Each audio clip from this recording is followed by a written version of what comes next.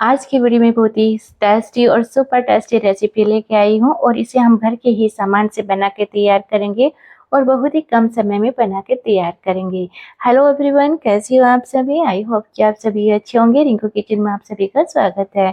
तो आज मैं बना रही हूँ काजू कतली और इसे हम बहुत कम समय में बना के तैयार करेंगे। इसे कोई भी बना सकता है और मैंने तो ये पहली बार बनाई है। पहली बार में मुझे यकीन नहीं हो रहा कि इतनी परफेक्ट बनकर भी तैयार हो सकती है। तो अगर आप पहली बार बना रहे हो और मेरी तरीके से अगर आप बनाने की कोशिश कर रहे हो तो बहुत ही अच्छे तरीके से आप इसे बना सकते हो।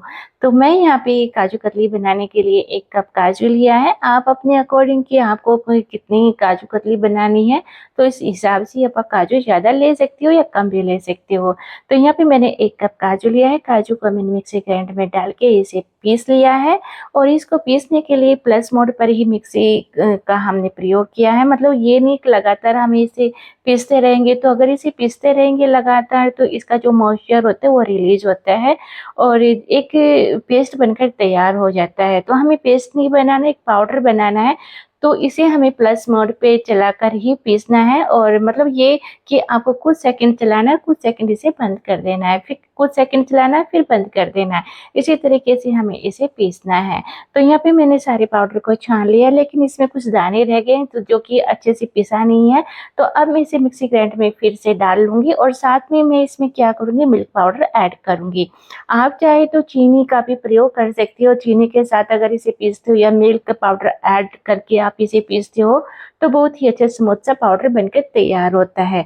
तो काजू कतली के लिए हमें बिल्कुल स्मूथ पाउडर ही चाहिए। तो यहाँ पे मैंने सारे दाने जो काजू के जो दाने थे वो सभी मिक्सी ग्राइंडर में डाल दिए हैं। साथ ही मैंने इसमें 2 चम्मच मिल्क पाउडर भी ऐड कर दिया है।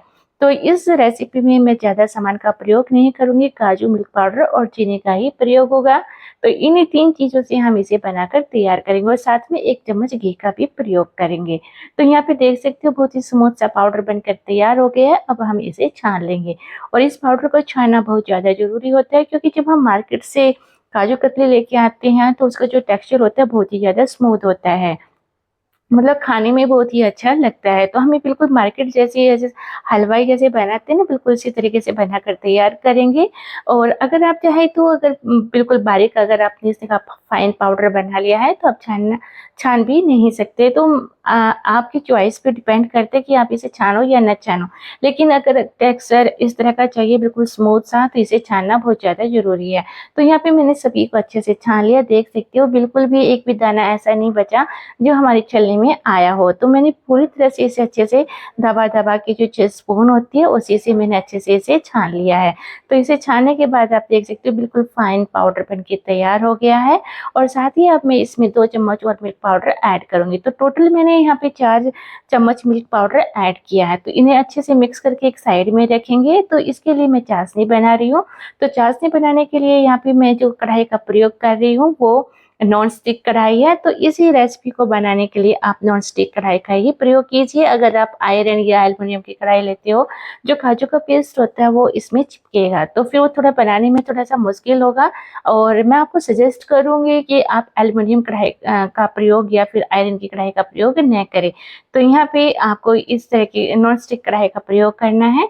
और साथ में देख सकते हैं एक तरफ हमारी चाशनी बन रही है। तो यहाँ पे मुझे दूसरा प्रोसेस मतलब वो जो काजू कतली बनानी है तो इसके साथ-साथ ही मुझे दूसरा ये जो बटर पेपर होता है इस पे बटर लगा के या घी लगा के मैं एक साइड में रख लूँगी।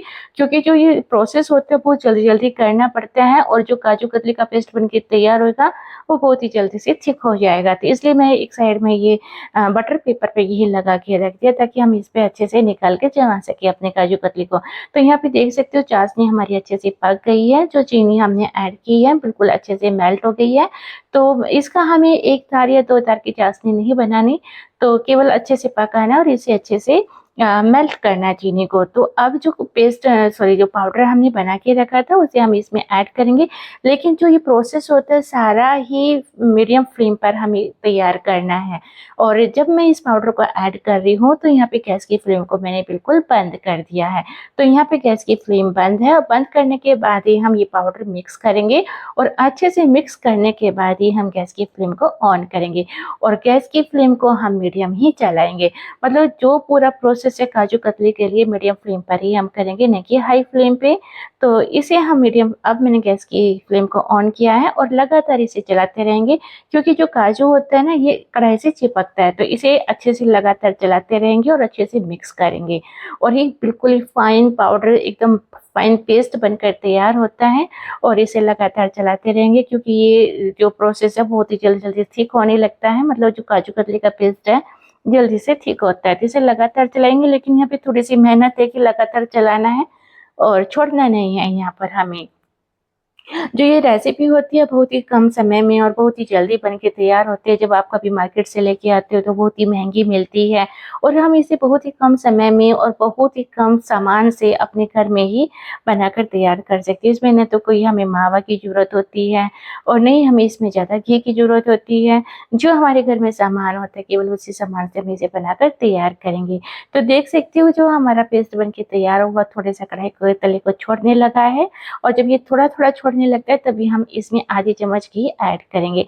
तो इस टोटल इसमें मैंने 1 चम्मच घी का प्रयोग किया है, आधी चम्मच मैंने इस पेस्ट में ऐड किया है और आधी चम्मच मैंने बटर पेपर पर लगाया है।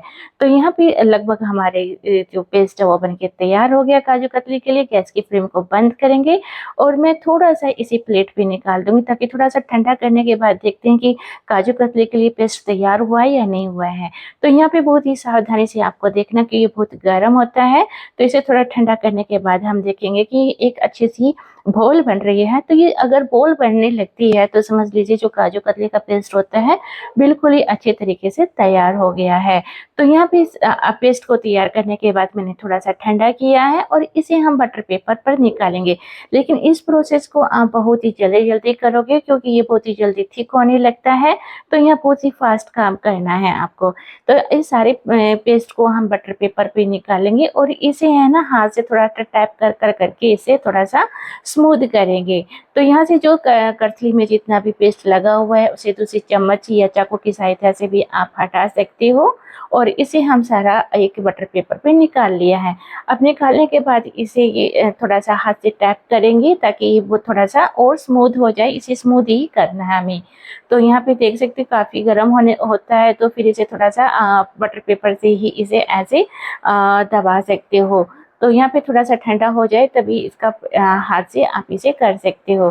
तो देख सकते हो मैंने बहुत ही अच्छे से स्मूथ कर लिया है। और अब एक बेलन लिया है, आप चाहे तो बेलन पर घी भी लगा सकते हो, लेकिन मैंने नहीं लगाया है क्योंकि हमने काजू कतली से में जो थोड़ा सा घी डाला उसमें भी थोड़ा सा मॉइस्चर निकल के आया, और काजू के अंदर भी मॉइस्चर होता है, मतलब ऑयल होता है, वो भी ठीक है। लगाने की ज़रूरत नहीं होती, अगर आप चाहे तो लगा सकते हो। तो यहाँ पे मैंने बेलन पे घी बिल्कुल भी नहीं लगाया है, और इसे जितनी पतली आप काजू कतली बनाना चाहते हो उतना ही पतला आप इसे बेल सकते हो। और साइड से इसके एजेस निकाल देंगे हम, क्योंकि एक अच्छी परफेक्ट शेप देने के लिए हमें ऐसा करना पड़ेगा। तो यहाँ से सभी को निकाल देंगे, और आप चाहे तो इस पे चांदी का वर्क लगा सकते हो। तो मैंने तो चांदी का वर्क लगाया है, और आप अपने घर के लिए बना रही हो तो आप चांदी का वर्क न लगाइए, आप सिंपल भी बना सकते हो, और अगर आपको पसंद है तो आप लगा भी सकते हो। तो यहाँ पे मैंने चांदी का वर्क लगाया तो थोड़ी सी मुझसे गलती हो गई है, ये मेरे हाथ पर ही चिपक गया था। तो आप इसे जब लगाए तो अच्छी सावधानी से लगाए, मतलब ठीक से लगाए कि ये आपके हाथ से ना चिपके, और हाथ से चिपकने के बाद ये छूटता नहीं है जल्दी से। तो यहाँ पे अब मुझे जल्दी से क्या करना है, कटिंग करनी है, क्योंकि ये जब हम कतले को जमाते हैं तो 10 मिनट के अंदर अंदर ही ये काफ़ी अच्छे से ठीक हो जाती है, जम जाती है, और 10 मिनट के अंदर ही हम इस काजू कतली को काट रहे हैं। तो काजू कतले की शेप जो डायमंड शेप होती है आप उसी में काटिए, मैंने भी डायमंड शेप में ही काट के तैयार किया है। तो ये आज की बहुत ही डिलीशियस और यमी टेस्टी सी रेसिपी तैयार हुई है। आप अपने भाई के लिए रक्षाबंधन पे इस तरह की रेसिपी बना सकती हो, और जब भी आपके भाई आते हैं तो आप उनके लिए, आप अपने भाई के पास जाते तो तब भी आप उनके लिए अपने घर से अपने हाथ की बनाई हुई मिठाई ले जा सकते हो और आप उन्हें खिलाइए। इस रक्षाबंधन स्पेशल पे मैंने आपको ये रेसिपी शेयर की है, और आपको ये कैसी लगी है तो प्लीज़ फीडबैक मुझे दीजिए, और आपका जो फीडबैक होता है मुझे नई रेसिपी लाने के लिए मोटिवेट करता है। और अगर आप मेरे चैनल पे नए हो तो चैनल को सब्सक्राइब जरूर कर लीजिए और बेल आइकन जरूर दबा लीजिए। तो ये आज की स्पेशल रेसिपी हमारी तैयार हो गई है और इसका जो टेक्सचर आया है ना, बहुत ही मज़ेदार सा, और मतलब वो मुंह में डालती एकदम में ऐसा लगा, बहुत ही मार्केट से भी अच्छा टेस्ट इसके अंदर आया है। तो ये बहुत ही कम सामान से और बहुत ही कम समय में हमने इसे घर पर बना के तैयार कर लिया है। बाज़ार से आप हज़ारों रुपयों की ये मिठाई लेके आते हो और ये हम कम समय में और बहुत ही कम पैसे से अपने घर में बनाकर तैयार कर सकते हैं। आज की super tasty Raksha Bandhan special recipe तैयार है और आपने अपने भाई के लिए क्या बनाया है ये ज़रूर बताइए। तो देख सकती हो, बिल्कुल ही यूनिक सी और बहुत ही टेस्टी सी रेसिपी है और आप ज़रूर बनाइए और मुझे फीडबैक ज़रूर दीजिए। आज की रक्षाबंधन स्पेशल रेसिपी हमारी तैयार हो गई है और आपने अपने भाई के लिए क्या बनाया ज़रूर बताइए। तो देख सकते हो, बहुत ही एकदम परफेक्ट रेसिपी बनकर तैयार हुई है। तो अब हम इसे आपको तोड़ के दिखाऊंगी मैं, और ये बहुत ही सॉफ्ट और बहुत ही परफेक्ट तरीके से बनकर तैयार हुई है, जैसे आप मार्केट से लेके आती हो बिल्कुल वैसे ही। तो दोस्तों, आपको मेरी रेसिपी अच्छी लगती है तो रेसिपी को शेयर करना दोस्तों में, और दोस्तों आपसे मिलते हैं नई रेसिपी में नई वीडियो के साथ। तब तक के लिए बाय।